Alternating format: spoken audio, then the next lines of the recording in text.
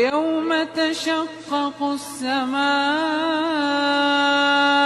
بالغمام ونزل الملائكة تنزيلا الملك يومئذ الحق للرحمن وكان يوما على الكافرين عسيرا.